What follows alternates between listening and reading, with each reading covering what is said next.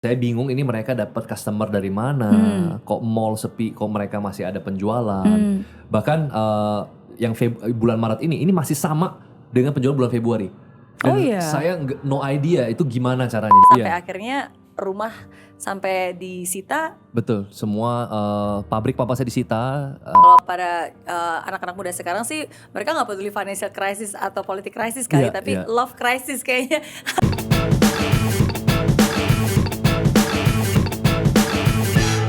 Eits, tunggu dulu. Sebelum nonton video lengkapnya, jangan lupa untuk subscribe ya dan klik link di bawah ini. Jangan lupa juga untuk klik tombol loncengnya. Oke? Terima kasih. Selamat menonton. Ya. Di tahun 2014 banyak banget properti-properti lainnya yang memang sudah mulai di awal tumbang dan nggak bisa jualan. Nah, sedangkan dari Pak Bong sendiri, ini berarti properti yang kedua, juga pertama kalinya membuat apartemen Yes. di saat-saat krisis, and then bagaimana caranya akhirnya bisa jualan dan laku keras juga pada saat itu kan? Iya, jadi sebenarnya banyak dari kita punya konsep di mana harus marketing. Gitu ya. Padahal sebenarnya untuk menjadi seorang pengusaha properti itu banyak banget konsep yang harus kita lakukan semua secara bersamaan. Contoh misalkan Miss Mary dan Alfa kan sudah pernah ke apartemen saya, Springwood Residence. Yes. Jadi kalau jualan kan gampang tuh, itu kan 1.400 unit, 6 bulan habis, terus ada beberapa yang cancel, kurang lebih sekitar mungkin 6-7% lah yang cancel. Tapi kurang lebih sudah 90% lebih sold out. Nah, walaupun kita sudah jual, ini akan menjadi challenge baru nih buat pengembang. Ketika kita sudah jual, uangnya sudah kita terima, kita bangunnya asal-asalan biasanya. Betul ya, karena uangnya udah kita terima di depan. Bahkan mungkin ada beberapa yang mungkin dipakai untuk yang lain, untuk bisnis, untuk bangun tanah yang lain. Nah, tapi kita percaya bahwa bukan cuma penjualan aja yang penting, tapi bagaimana kita memaintain, bagaimana kita memberikan sesuatu yang kita deliver sesuatu yang mungkin lebih dari apa yang mereka expect. Jadi di Springwood Residence dulu kita jual hanya 400 jutaan, ya. Biasanya 400 jutaan itu apartemen yang memang ya lobbynya paling cuma 100 Standar lah ya. meter gitu ya, ceilingnya pendek. Nah tapi kita kasih lobby yang sampai 600 meter persegi, didesain oleh Alex Bayu, kita pakai imported marble, liftnya kita pakai Mitsubishi, kemudian building management pakai JLL, kemudian window installment kita pakai YKK dari Jepang langsung, yang finish good.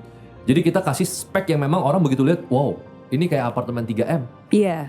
Gitu. Jadi Mewah ya. betul. Padahal harganya waktu itu cuma 300-400 jutaan. 400 jutaan. Jadi konsep itu adalah bagaimana kita bisa memberikan gambaran orang, itu marketing, tapi kita juga bisa menyelesaikan tugas kita sampai akhir dan memaintain itu. Oke. Nah itu yang paling penting. Nah banyak orang jago banget jualan, tapi ya dia nggak jago di maintain. Iya. Akhirnya booming sesaat aja. Betul, over promise under delivered ya. Betul. Justru ya maksudnya salah satu hal yang saya lihat Pak Bong selalu katakan adalah ya jualan tapi nggak bisa hanya asal jualan saja. Ya karena jualan ya kan ini for the long term. Maksudnya Betul. repeat customer kepuasannya seperti apa dan apakah kita bisa benar-benar mendeliver apa yang kita promise. Salah satu hal tadi Pak Bong juga sempat bilang bahwa kita semua kan punya talenta dan talenta yang diberikan oleh Tuhan untuk Pak Bong adalah kreatif, marketing, ya kan, thinking out of the box. Tapi kan sometimes kadang-kadang pemikiran-pemikiran kreativitas hal-hal yang baru itu kan belum teruji, apalagi di saat krisis, di mana sometimes kadang-kadang ya udahlah, at least go to the minimum. Tapi yang dilakukan oleh Pak Bong dan tim adalah justru malah ya udah kita bikin lebih mewah, apartemen 300 juta senilai 3M. Sebenarnya kuncinya itu ya tadi, bagaimana kalau kita membuat suatu hal yang belum pernah ada kan pasti ada resikonya. Kunci adalah sebenarnya pakai sepatunya orang lain sebenarnya. Jadi kalau ditanya Pak gimana caranya kreatif, ide datang dari mana gitu. Ide sebenarnya nggak datang dari mana-mana. Ide tersebut datang dari ketika saya membayangkan kalau saya jadi pakai sepatunya customer itu seperti apa sih rasanya. Customer itu lagi cari apa sih gitu. Kemudian di 2014 kita adalah pengembang developer pertama yang mengkampanyekan property for millennials. Di saat itu nggak ada pengembang yang tertarik dengan millennials. Iya. Sederhana, kenapa? Nggak ada uangnya. Iya, baru mau bilang. Betul, nggak ada uangnya. Iya. Nah, cuman ketika saya pakai sepatunya customer, kemudian saya membayangkan, yang namanya millennials ini kan nggak selamanya jadi millennials.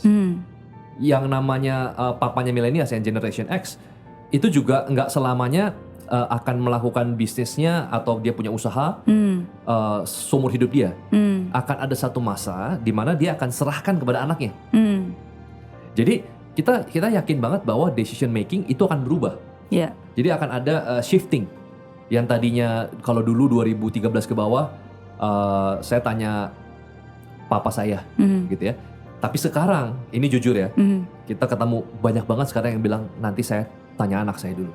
Oh iya? Iya. Tanya anak saya tanya dulu? Anak saya. Ya, mereka yang udah umur 50-60 tahun, nanti saya tanya anak saya deh. Oke. Itu terjadi. Dan untungnya kita campaign itu lebih awal. Iya. Jadi saya memakai kacamata kira-kira anak-anak muda itu apa sih yang mereka cari. Maka dari itu sekarang kita lagi buat satu konsep yang namanya Home of Creators. Jadi rumah bagi creators. Jadi saya pakai kacamata atau sepatu dari customer. Sekarang ini kan anak muda kan suka bisnis atau pekerjaan yang memang bukan hanya sekedar di kantor kan. Ada profesi baru namanya YouTuber, content creator, kemudian writer, kemudian macam-macam lah, fotografer. Orang-orang yang memang suka bekerja dimanapun yang mereka mau dan mereka suka efisiensi. Maka dari itu kita buat satu konsep namanya The Scott. The Scott Home Studio. Dalam kurang lebih 5 menit mereka bisa ubah jadi kantor. 5 menit mereka bisa ubah lagi jadi furniture itu foldable. Gitu. Multifunction sih ya. Jadi dan, mungkin di awalnya jadi sofa, begitu diturunin bisa jadi tempat tidur. Betul. Dan bagaimana kita meracik konsep ini? Sebenarnya konsep foldable furniture tuh banyak banget. Dari dulu di Hong Kong juga sudah banyak. Cuma kenapa kok ini bisa sangat spesial dan di program BSA ulang tahun BSA Expo saat tanggal 23 Februari tahun ini, itu kita ada 16 developer nasional yang berkontribusi. Nah, tapi kita dapat info dari BCA bahwa penjualan Trinity ini number 1 di antara 15 developer lain. Ini nasional, jadi pengembang besar semua. Nah, kita nomor 1. Karena kita bisa mencium dan kita bisa tahu secara spesifik, ini sangat spesifik. Target marketnya adalah creators. Jadi kalau misalnya kita bilang targetnya millennials, waduh, milenial tuh banyak banget. Banyak, benar. Jadi ketika kita ngunci secara spesifik, produknya itu kita komunikasikan dengan baik, akhirnya pasar terima. Dan memang didesain tailor made untuk ya para content creators, para creators ya. Jadi ya ketika mendesain pun ya memakai kacamata dan memakai sepatu mereka supaya kita bisa melihat mereka tuh butuhnya seperti apa sih. Dan cocok banget ya, apalagi zaman sekarang lagi zaman-zamannya work from home. Diharuskan work from home ya, jadi ini salah satu alternatifnya. Tapi kan kalau ini ngomongin tentang tahun 2020 ya, tahun 2020 ini loncat sedikit nih, karena kan tadi Abang baru sempat bilang bahwa di bulan Februari kemarin ada expo dan penjualannya terbanyak. Padahal kan sebenarnya kita tahu tahun 2020 ini dimulai dengan sesuatu yang tidak baik sebenarnya. Banjir di mana-mana, belum lagi dengan wabah corona, ya kan? Dan itu sangat mengefek all industry. Apakah itu tidak mengefek properti industry? Jadi saya baru saja 2 hari lalu saya WhatsApp di grup tim marketing kita yang memang saya bingung ini mereka dapat customer dari mana, kok mall sepi, kok mereka masih ada penjualan. Bahkan yang bulan Maret ini masih sama dengan penjualan bulan Februari. Dan saya no idea itu gimana caranya. Jadi saya udah expect saya nggak akan kaget kalau penjualan turun. Jadi udah siapin mental gitu. Itu dapat dari mana? Ternyata mereka bilang dari Instagram. Jadi ternyata ada perubahan behavior. Jadi kalau misalkan kita lihat waktu itu sebelum ada virus corona ada SARS atau MERS saya lupa yang menimpa di China juga. Dan itu awal mulanya Alibaba mulai naik loh. Karena orang-orang takut keluar rumah. Kemudian orang mulai belanja online. Jadi setiap masalah atau ada satu season krisis yang muncul, salah satunya sekarang adalah corona. Mungkin akan ada, ya pastilah ada bisnis yang tutup, retail juga suffer, mall juga semua suffer. Tapi pasti ada perubahan behavior yang kalau kita baca dengan baik dan kita lakukan strategi dengan tepat, ya kita bisa meredam lah. Walaupun saya bilang nggak sampai tetap bisa sampai excellent banget, bahkan booming ya nggak mungkin lah. Ya mungkin setelah virusnya ada vaksinnya baru mungkin bisa. Cuman setidaknya kita bisa survive, kita bisa sama dengan achievement bulan lalu. Ya kita lihat orang perubahan behavior apa? Orang nggak mau kemana-mana, orang maunya lihatnya YouTube, orang maunya lihatnya Instagram. Ya udah kita boost di sana. Oke, tapi kan untuk seseorang, maksudnya apalagi sekarang banyak yang bilang cash is king gitu. Zaman sekarang orang bahkan harga emas pun juga sempat turun karena saham turun, emas turun, pokoknya sebisa mungkin pegang cash lah.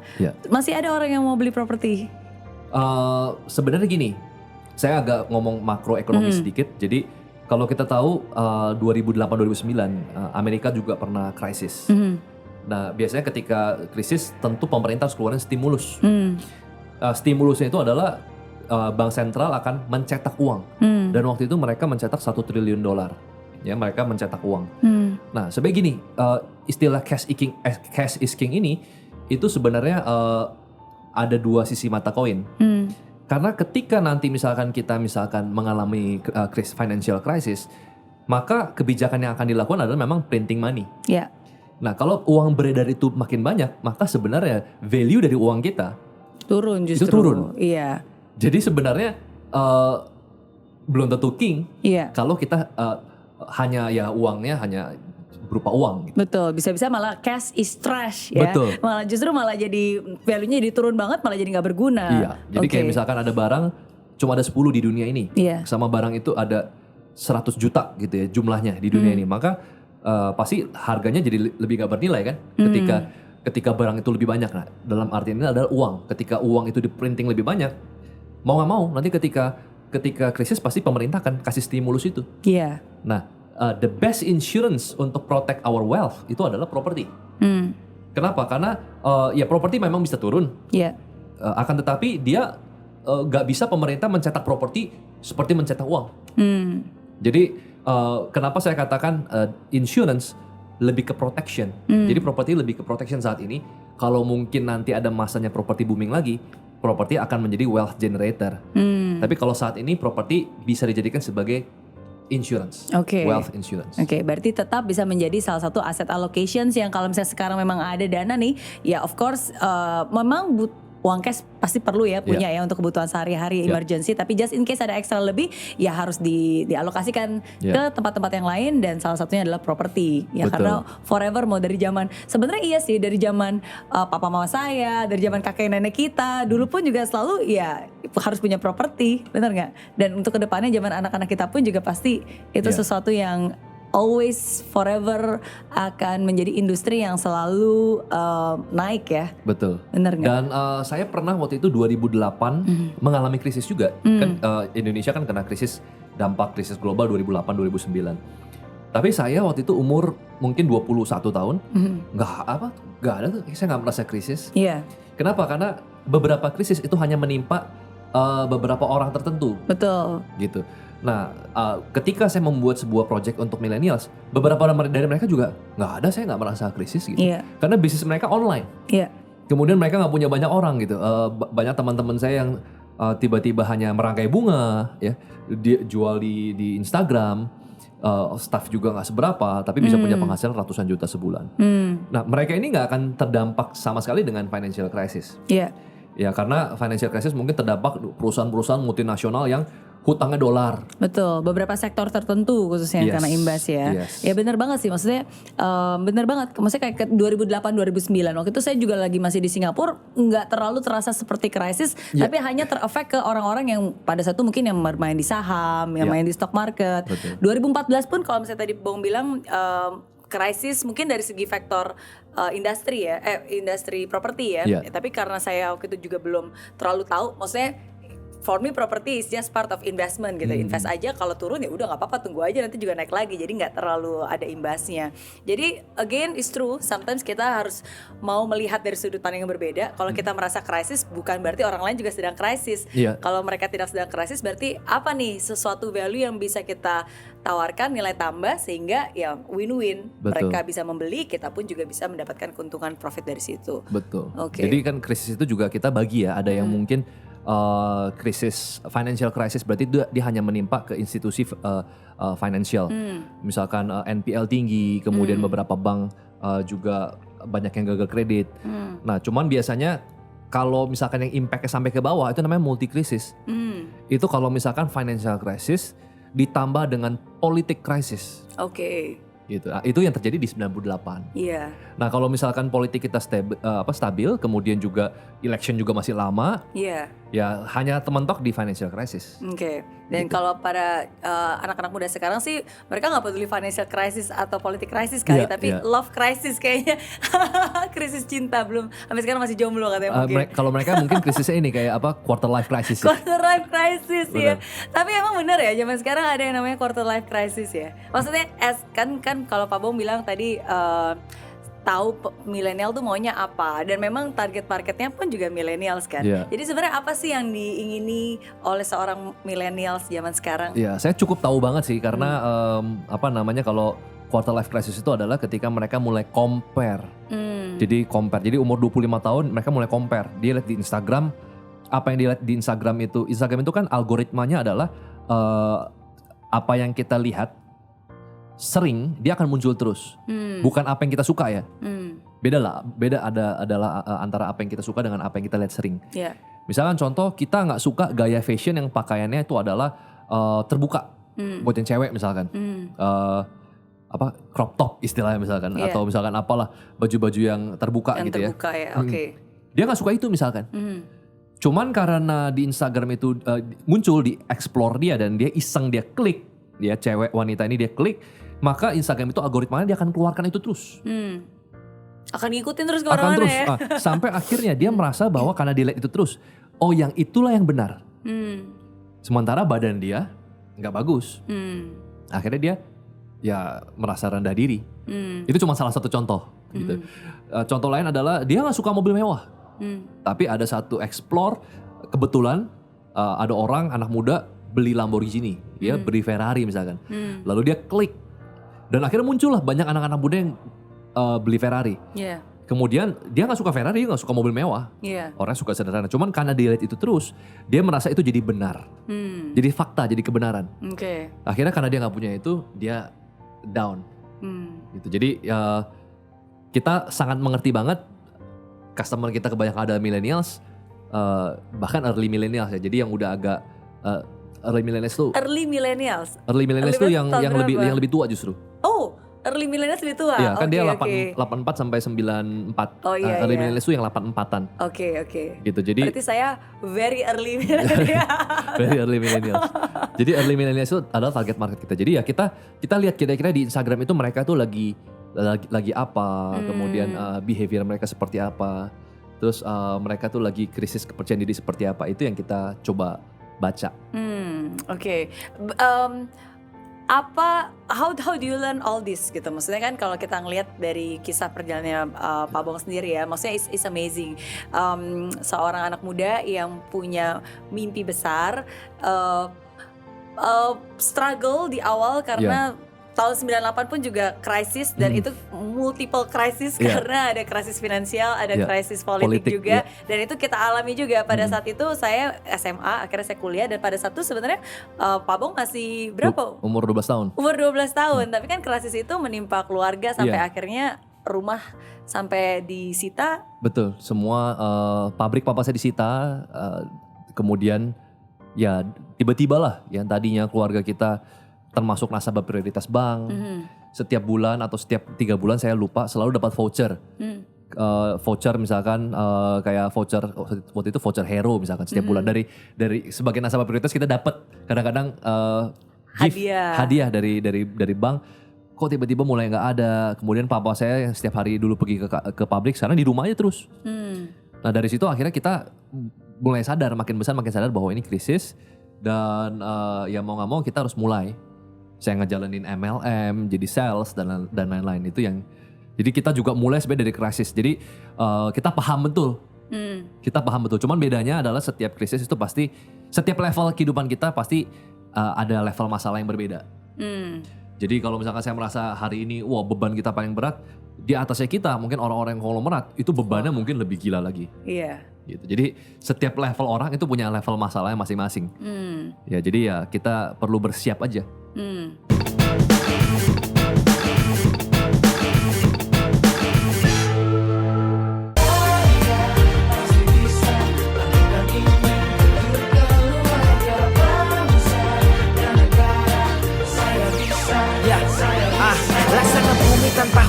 hidup tanpa tujuan, kering dan mati tanpa hijaunya tumbuhan.